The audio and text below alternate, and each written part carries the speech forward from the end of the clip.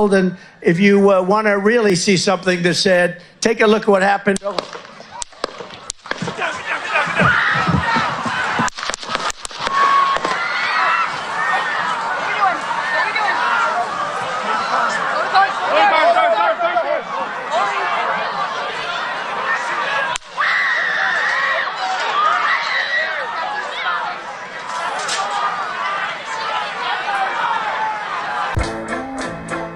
Yeah, BTV Productions, the Cultural Preservation Station. Tune in. Tune in. Hey yo, Black education, cultural preservation. Tailor BTV, but cause elevation. Tune into the station, we rockin' the whole nation. That's right, we rockin' the whole nation. Prepping new generation for mental activation. Tailor BTV's the new sensation. Stop the hesitation and learn something new. My girl Taylor B's here to show and prove. Peace and love. This is your girl Teller B, host of BTV, Black Education Empowers True Vision. You're tuned in to Quest for Justice on Earth. This is episode 4. We'll be taking a look at Project 2025 in action and look at the Democratic response, including Trump's assassination attempt that just happened the other day. So, without further ado, let's go ahead and explain what our podcast is all about. The Quest for Justice on Earth is to root out white supremacy, aka racism, with a system of justice on earth. We'll be applying the 7D cultural ascension practices, which is a blueprint toward justice on earth, in order to do that. So we're going to go ahead and share what that is. Our 7D cultural ascension practices are, which on the screen, it's designed for two main purposes, and that's to catalyze the cultural ascension for Black Americans and to create justice on planet Earth for all melanated and oppressed people.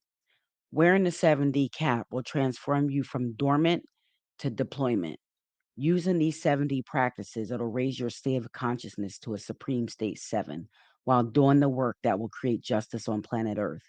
The model is outlined to serve as a framework that builds the individual and the group into the supreme state 7 deployment phase. The practices can be used interchangeably and as applicable as necessary. Also, people can be at different stages in the practices using it as situational awareness as necessary. Benefits include, but not limited to, your elevated awareness, identification of injustice, tools to make actionable movement toward correction.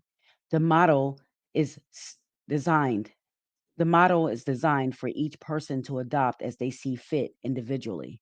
With enough of us doing this, it will act as a standard or a code to use critical thinking skills, stay aware, create justice where injustice resides, elevate the state and standard in which and how we move as a culture, restoring us to the supreme status that we know we are capable of and that we came from and that our ancestors fought so hard to get to. That being said, welcome to Black Education Empowers True Vision, a quest for justice on earth, episode 4, Project 2025, Trump's assassination, the Democratic response, and basically how we should be moving. This show's all about us and the way that we look at things and the way things affect us overall, because really at the end of the day, a lot of these policies and a lot of these things that are taking place are to affect us at the end of the day. Anybody else affected by it is really a casualty of war in their eyes, which we've already come to that conclusion in our first episode and all of our episodes of the past. So, without further ado, let's get into the slides. Okay. And we're talking about Project 2025. Okay. So what is Project 2025? Everybody's talking about it. I think by now most of us has probably heard of it. And if you haven't, so we're going to get into it for you tonight. So what is Project 2025? Project 2025 is also known as the Presidential Transition Project. It's a comprehensive conservative plan developed by the Heritage Foundation. It aims to reshape the U.S. federal government and consolidate executive power if a Republican candidate wins the 2024 presidential election. So basically, it's a guide, it's a handbook, it's a manifesto for the next conservative president. And not just for this term, it's for this next conservative president term or whichever comes first, whenever that next term comes, and to keep that flame going in their eyes as far as the terms are concerned. So what they're trying to do with a lot of the laws are change them so they're irreparable to change back. And this is game point. It's game point. It's check. It's like a checkmate for people. So the Democrats, they need to get off their butt if they want to do something about it. Now, I'm just speaking from the standpoint of someone that's going to be active in the engaged in the voting arena. That's not what I'm going to be doing because either way I look at it, between Project 2025 and the project and the policies that Joe Biden's running on for this election term, neither one of these projected projects or manifestos or policies that they're running on do anything for Black Americans. If anything, Project 2025 should light a fire under our ass and make us get moving on what we need to do. I'm just saying, I'm just putting that out there. So that's for you people who are going to vote. That's something for you guys to think about. Who's behind Project 2025? The Heritage Foundation's behind Project 2025. They're basically a conservative think tank out of DC. A lot of the people who are involved in that foundation and the writing of the Project 2025 are former Trump administration people. Even though Trump has tried to deny his affiliation with Project 2025, we all know that's a lie. Because all of Trump's former cabinet people and his former administrative people are basically the writers of this project and serve on his Heritage Foundation. So it's those people plus over 100 conservative different conservative think tanks, advocacy groups, including academic institutions. So they do have a broad, powerful coalition that has expertise and the resources to support Project 2025. They also have a $22 million budget that they're working with. So these people have the resources, they have the wherewithal, they have the gumption, they have the might to do what they're doing because really at the end of the day, you know, they feel like they're being wronged in whatever way. So this is their fight back in their words to take the country back. That's the words that they use, not my words. Those are the words of the Heritage Foundation founder, Kevin Roberts. So, who is Project 2025? Project 2025's director is Paul Dance. He served as chief of staff at the Office of Personnel Management during the Trump administration. Spencer Crichton, a former special assistant to Trump, serves as the associate director. So, again, the two people who are running Project 2025 are former Trump administration people that worked for him during his presidency. Dans is also an editor of the project's guiding document and he has described the project 2025 as systematically preparing to march into office and bring a new army of aligned, trained, and essentially weaponized conservatives ready to do battle against the deep state. He has said that Project 2025 is built on four pillars. So let's get into the pillars. Here go the four pillars. These are the four main aims: to restore the family as a centerpiece of American life, dismantle the administrative state, defend the nation's sovereignty and borders, secure God given individual rights to live freely. So, those are the main aims that they're trying to do. And then here go the four pillars of the project. The policy agenda, which is basically a book of over 1,000-page mandate for leadership. It's called the Conservative Promise. So that's basically like the Bible to everything that they're doing with Project 2025. The second thing is a personnel database. The third thing is training at the Presidential Administration Academy. It's an online virtual academy. We'll get into that a little bit later in the slides. And then the playbook is the 180-day guide for them to basically, the day one that the conservative president gets into office, this 180-day guide is basically what this person should be doing for the first 180 days of the presidency.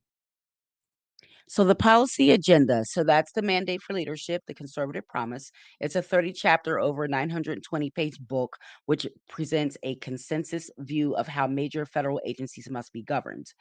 Recommendations to the president elect on governing federal agencies with conservative values and strategies. Healthcare, economics, education, and national security are basically all up for grabs. All of those departments and agencies that I just named are basically under attack. Homeland Security is under attack, the Department of Education, Department of Justice. civil rights bills, which we already see some of that happen in a lot of the conservative-led states like Florida. A lot of the civil rights, diversity, and inclusion bills are being rolled back. So this is a big deal, guys. This is gonna be a huge deal. It's a huge shakeup of the way things are ran right now. This is an argument that we can look at, especially from the Black American perspective, right? Because for us, right now, it's not really going all that great, right? There's no policy specifically for us. We're worse off than we were years ago, post Civil War, Reconstruction era. We haven't gained anything as far as land and resources. And like the good Dr. Claude Anderson said, we're basically locked out at 87% of the resources in this land. We're locked out of it. So that leaves 13% that we can touch. And based on that 13%, we're not doing even that well in that.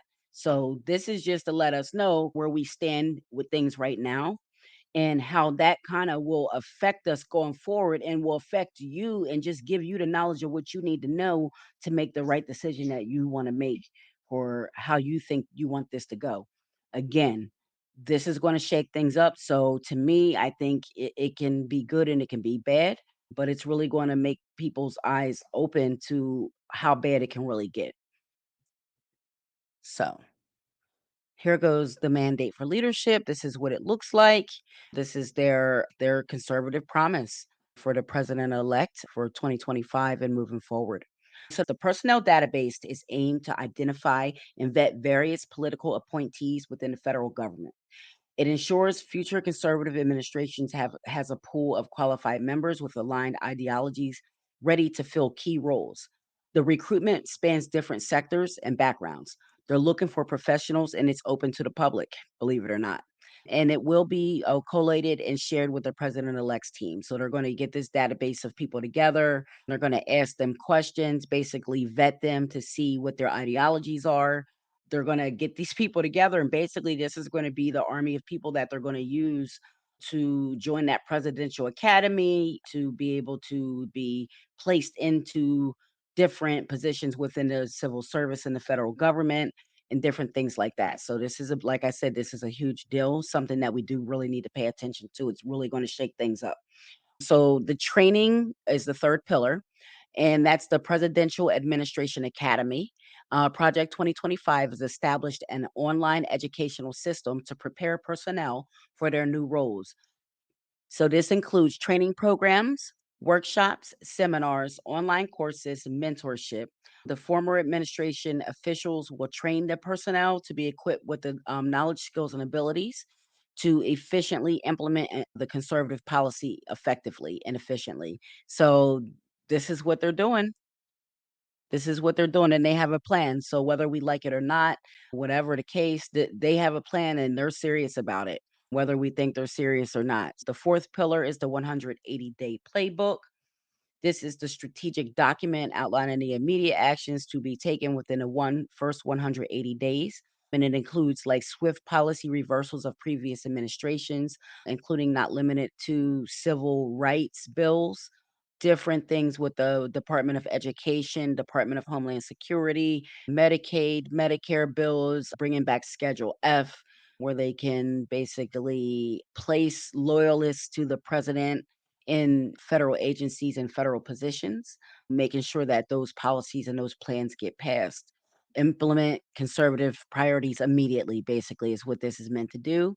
Include specific actions and reversing policies swiftly, like we just said. So here goes some of the policy focuses: to end subsidies for wind, solar, and power, end subsidies like Head Start, make it easier to drill domestically for oil and natural gases, promote fossil fuels in a developing world, ending federal mandates and subsidies for electric vehicles, dismantling federal agencies such as Department of Homeland Security, reducing environmental and climate change regulations to favor fossil fuel production, changing immigration policies, basically kicking immigrants out, restricting access to abortion, changing how the FBI operates, eliminating the Department of Education, defunding the Department of Justice, reversing Biden era policies, attempting to reduce climate change, stopping cybersecurity efforts to combat mis and disinformation. So these are just some of the things that they're doing.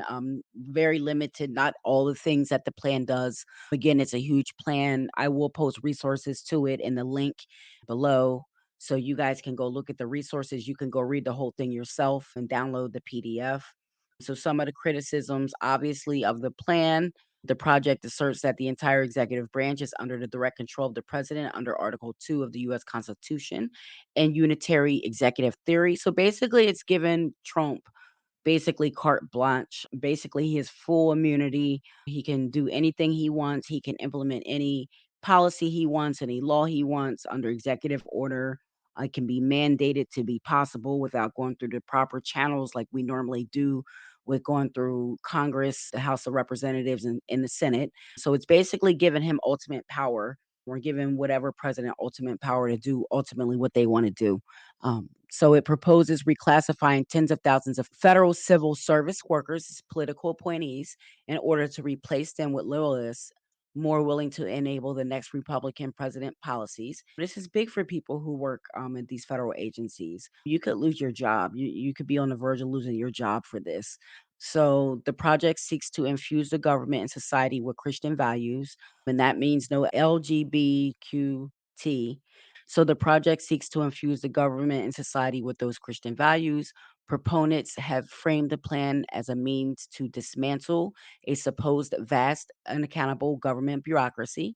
So that, like I said, cutting through all that red tape doesn't have to go through any red tape, can just do what they get ready to do when they get ready to do it. So that's pretty much like that I'm white and I say so, that white supremacy motto of theirs. Critics have characterized Project 2025 as an authoritarian Christian nationalist plan to transform the United States into an autocracy. Many legal experts have said it would undermine the rule of law, the separation of powers, the separation of church and state, and civil liberties, including the civil rights of women, persons of color, and the LGBTQ community. So that's a handful. So that's a lot. So this is some of the things when Trump got that immunity from the Supreme Court, the Heritage Foundation president was celebrating. That was like their first that's like their first step into inaugurating this plan. Heritage Foundation president celebrates Supreme Court presidential immunity ruling. We are in the process of the second American Revolution, which will remain bloodless if the left allows it to be. So that's your Heritage Foundation founder there that's saying that. So this is what I'm saying, people. This is serious. This is it's nothing to joke about. This is really what's going on. So more criticisms. Obviously, this centralizes the executive power to the president, seeks to expand presidential control, back brings back the Schedule F, which allows the president to replace those federal workers with those political appointees. We're talking about thousands, hundreds of thousand people losing their jobs to these radical right wing people who are just loyal to do and agree with and go along with anything that the president states. Politicizes federal agencies, erodes democracy, defunds federal department that can check presidential power, which is the Department of Justice, targets political opponents and journalists, conservative values on social issues. So it's basically imposing their values on everyone, which is obviously not fair. Obviously, America prides itself on being a melting pot of different religions, ethnicities, or whatever. So this Project 2025 is set out to destroy that notion and change it back to a Christian nationalist state. Environmental regulations and rollbacks, and that's going to be to combat climate change. So yeah, so this is it's pretty intense what they have going on. So let's look at a little timeline of the Heritage Foundation policy and the impacts that it's had on previous administrations because the Heritage Foundation didn't just start in 2020 with Donald Trump. They've been around for a while and they've been impacting conservative presidencies along the way and they did that starting with Ronald Reagan back in 1981.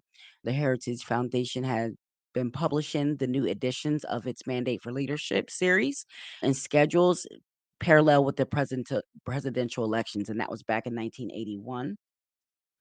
And let's just take a look at some of the things that policy affected in 1981.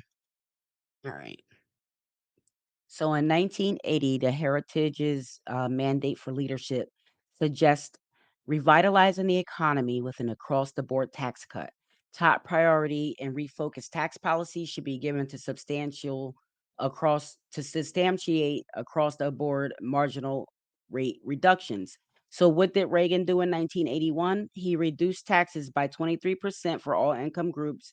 Economists believe the Reagan tax cut launched the prosperity the United States enjoys today. So that's what they say about that one. So in 1982, they published A High Frontier, a landmark study that proposed a layered missile defense shield.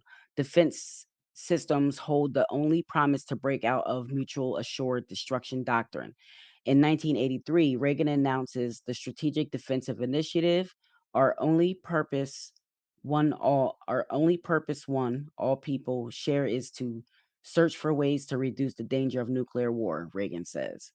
In 1985, in a briefing book, The Heritage urges Reagan in his first summit with Soviet General Secretary Mikhail Gorbachev to stand firm on SDI and to let the Soviet leader know the U.S. will no longer tolerate Soviet expansionism. So in 1986, Reagan sticks so closely to the Heritage suggestions that Gorbachev complains to Reagan about Heritage's influence in the first few minutes of the summit. In 1979, the heritage policy analyst Stuart Butler proposed enterprise zones, which encouraged development in blighted neighborhoods by offering entrepreneurs and investors tax and regulatory relief if they start businesses in the area. So in 1987, Congress passed legislation creating enterprise zones. The measure is sponsored by Representative Jack Kemp, a Republican of New York, and Representative Robert Garcia, a Democrat in New York. Reagan had actively supported that proposal and eagerly signed it into law. And then now this last one, let's just talk about this last one. This last one is pretty much gentrification spelled out. And it's also the proof that the government encouraged and allowed and actually had a name for it called enterprise zones that allowed immigrants to come into Black communities and to set up shop there. And then we wonder why Black Americans can't keep the dollar in their community for longer than 30 seconds because we don't have any businesses in any land. We don't own land for the most part. We don't have a lot of businesses that we own that are physical and tangible businesses that we need, the grocery markets and different things like that that we own that are in our neighborhoods. So those two things right there is basically what this policy did from 1979. And look at how that affects us today. Look at the neighborhood today. Look at the Black community today. Where do you see any of the stores that are black owned on the corner? They're all owned either by, Puerto Rican, Indian, Chinese, Mexican, even some. No Black Americans own anything in their neighborhood. So this is what this enterprise zones are. These are what enterprise zones are. So enterprise zones, which encourage development in blighted neighborhoods by offering entrepreneurs and investors tax and regulatory relief if they started businesses in the area. Reagan had actively supported the proposal and eagerly signed it into law. So they eagerly signed into law basically the crushing of the Black community, the crushing of our ability to regulate and take care of ourselves, as they say, for us to pull ourselves up by the bootstrap. But how can we do that when you made these enterprise zones to make it lucrative for these people to come into our communities and set their shops up? So now we're the consumer, like they want us to be, on the bottom, and now we got to go to all those shops and buy. Wow, unbelievable enterprise zones, guys. That's crazy. That's crazy right there. Enterprise zones. Back to the timeline. So 1981 to 1989, I just read all of the policies. Heritage estimates almost two-thirds of policies were attempted by Ronald Reagan. So I just read those to you. And then 2017, we fast forward. Heritage estimates almost two-thirds of policies were attempted by Donald Trump in that version. And then, and to fast forward to 2023, Kevin Roberts sees the organization's current role as institutionalizing Trumpism. He established Project 2025 on April 21st, 2023. So by 2024, July of 2024, the 2024 Trump campaign said that no outside group speaks for him and for Trump, and that the only agenda that his camp is looking at is Agenda 47, which we can talk about in another video because this is about Project 2025 right now. And he absolutely is backing this. All of his people in his administration are the writers of this.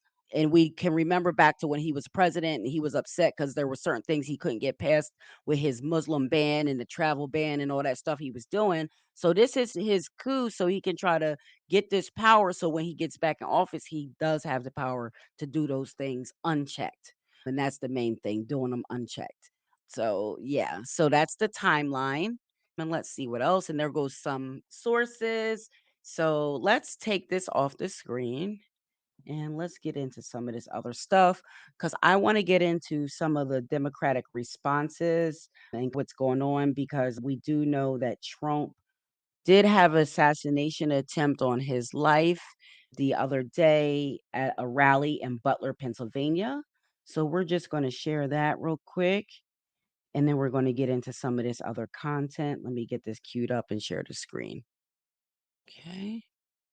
Then Okay. if you want. Let's remove that and let's stop that. So, my question is, did this Thomas Matthew Crooks take one for the team? Is this the first installment of 2025? Is this the first installment of us seeing these Trump loyalists being bought and paid for to carry out certain things, to make certain gestures, to really create chaos and cause a uproar to pretty much go in one direction or another, whether that's to go positive for Trump, which so far it's been positive in his favor, or whether it's for the Democrats to use it to whatever angle they think they can use it on. So this is the question that we're looking at. So I really believe that this Thomas Matthew Crooks guy is bought and paid for. He lives in a predominantly white neighborhood. He is a active registered Republican.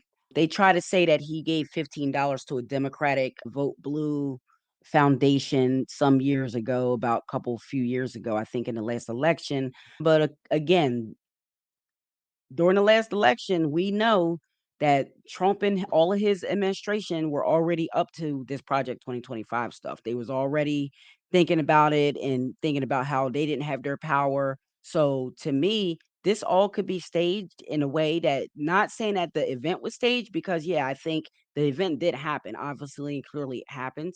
But did they pay for it to happen? Did someone pay for it to happen? And that's where I'm coming to the conclusion. See, we got to use the 70 cap and put our cap on now and think about this. Is this a distraction? Is this a way to get people to vote one way or another? So these are the things that you have to look at when you see things like this. So yeah, he's a registered Republican. I think he took one for the team. So that's neither here to be said, neither here nor there. That's my opinion. But let's get into what Biden and the Democratic response is. And basically, the Democratic response is the same old response. I'm going to share something else on Instagram. It's from Teslin Figaro, where she's talking about the Democratic response. We know Teslin Figaro is the political extraordinaire for the Black community. I value her opinion and what she says. And on her post, she's saying, look at what Trump posted and look at what she posted this morning. Meanwhile, Biden has suspended his campaign activities. Democrats have a fetish for losing. This is in Teslin's words. So Teslin wrote that morning, if I were President Biden's director of communications, campaigning would not stop. Stopping campaigning advertisements and events is detrimental to the campaign. Trump literally told the Secret Service to wait so that he could put his fist in the air and tell supporters to fight on. Trump has not stopped campaigning for over the last 4 years and will not stop campaigning now. But hey, what do I know? I'm sure the consultants know best. P.S. I'm not looking for a job on the campaign. I own Tesla Figaro Communications Group, so this is my professional analysis. And of course, the sister is on point 100% as always. Her analysis is correct. And then let's jump to what Donald Trump said. And this is in comparison to what Teslin said that morning. Trump said, based on yesterday's terrible events, I was going to delay my trip to Wisconsin and the Republican National Convention by 2 days, but have just decided that I cannot allow a shooter, in quotes, or potential assassin to force change to scheduling or anything else. Therefore, I will be leaving for Milwaukee as scheduled at 3:30 p.m. today. Thank you, Donald J. Trump. Yeah, so while the Democrats are basically over in the Oval Office crying and praying for Donald Trump and stopping all of their campaign advertisements, putting their campaign on hold, Trump is moving on with it. He's gaining attention from it. He's getting the attention from different communities and different people. He's going to have the his loyalists are, if nothing else, they're really on 1,000 right now. Like they're ready to go for him, just like they were back on January 6th. People need to take heed to that and really start like paying attention to what's going on. That's the whole thing about putting this 7D cap on and really making sure that you are like having these discussions and having discernment when these things are happening and looking at them and really dissecting them and making sure that you understand what's going on and looking at all different angles of everything. So let's look at what Biden's running on for his policies. Biden just delivered a speech announcing his second term agenda. It's going to include restoring Roe v. Wade, federal voting right protections, expanding Social Security and Medicare, eliminating medical debt, raising minimum wage, ending union busting, banning assault weapons, making child tax credit permanent, expanding his $35 a month insulin cap for all child care and elder care for millions. And the person who wrote this said sounds better than Project 2025 to me. And yeah, that does sound better than Project 2025. But again, having that discernment and looking at it from a standpoint of, to me, that's the same old thing to us. That's not doing anything for us. That's no tangibles. There's no tangibles for us in those statements. There's no tangibles for my community.